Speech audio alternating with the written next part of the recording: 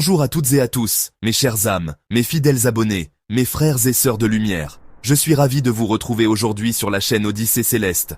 Avant toute chose, je tiens à vous remercier du fond du cœur pour votre présence, votre soutien et votre fidélité. Merci à chacun de vous qui partagez mes vidéos, qui prenez le temps de liker, de commenter et d'encourager cette belle communauté. Votre engagement est précieux et c'est grâce à vous que la sagesse africaine continue de rayonner à travers le monde. N'hésitez pas à suggérer la chaîne à vos proches, à vos amis, à tous ceux qui cherchent la lumière, la paix et la force intérieure. Je pense aussi à tous ceux qui souffrent en silence, à ceux qui traversent des épreuves difficiles, à ceux qui portent des blessures invisibles. Sachez que vous n'êtes pas seuls, que la force de nos ancêtres vous accompagne, que la lumière céleste vous guide et vous protège.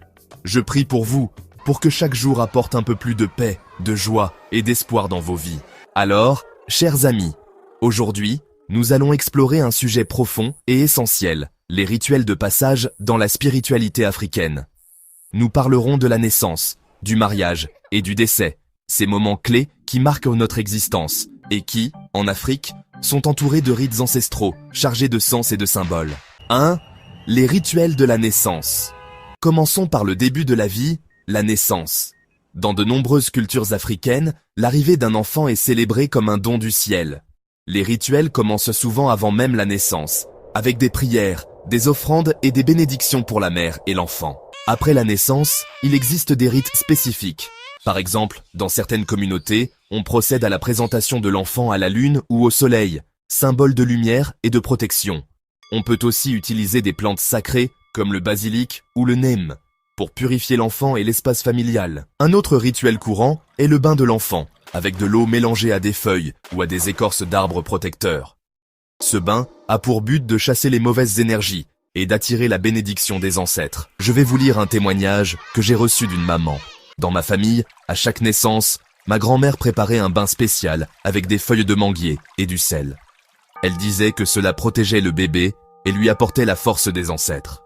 Aujourd'hui, je continue cette tradition avec mes enfants et je sens vraiment une différence dans leur énergie. Merci à cette maman pour ce partage touchant. 2. Les rituels du mariage. Passons maintenant au mariage, un moment de joie, d'union et de célébration. En Afrique, le mariage n'est pas seulement l'union de deux personnes, mais aussi celle de deux familles et parfois de deux villages. Les rituels commencent bien avant le grand jour. Il y a souvent des cérémonies de demande en mariage, des échanges de cadeaux symboliques et des bénédictions des anciens. Le jour du mariage, on utilise des plantes, des parfums, des tissus traditionnels et des offrandes pour attirer la bénédiction des ancêtres et protéger le couple. Un rituel que j'aime particulièrement est celui de la bénédiction du couple avec de l'eau sacrée, parfois mélangée à du miel, symbole de douceur et d'harmonie. On peut aussi utiliser des graines ou des céréales, symbole de fertilité et de prospérité. Voici un témoignage d'un couple. Lors de notre mariage traditionnel, nos parents ont mélangé de la terre de nos villages respectifs avec de l'eau et du miel. Nous avons bu ce mélange ensemble pour symboliser notre union et notre engagement à construire une vie harmonieuse. Ce moment était très fort en émotion. Merci à ce couple pour ce partage inspirant. 3. Les rituels du décès. Enfin, abordons le sujet du décès, un moment de passage difficile mais essentiel dans la vie. En Afrique, la mort n'est pas vue comme une fin, mais comme une transition vers le monde des ancêtres. Les rituels funéraires sont nombreux et variés selon les cultures. On retrouve souvent des veillées, des chants, des danses et des offrandes pour accompagner l'âme du défunt. Dans certaines traditions, on utilise des plantes sacrées pour purifier la maison et les proches, comme le basilic ou le laurier. On peut aussi allumer des bougies ou des encens pour apaiser les esprits et demander la protection des ancêtres. Un rituel important est celui de la libération de l'âme, où l'on prie pour que le défunt trouve la paix et rejoigne ses ancêtres. On peut aussi organiser des cérémonies de commémoration, plusieurs mois ou années après le décès, pour honorer la mémoire du défunt.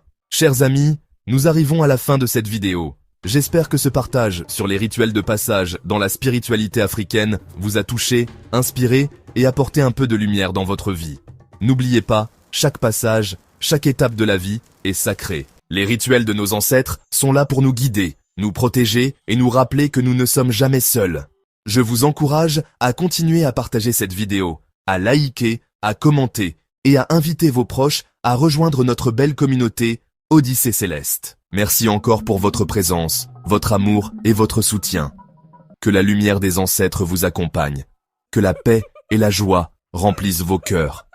Je prie pour vous, pour tous ceux qui souffrent, pour tous ceux qui cherchent la lumière. À très bientôt, mes frères et sœurs de lumière.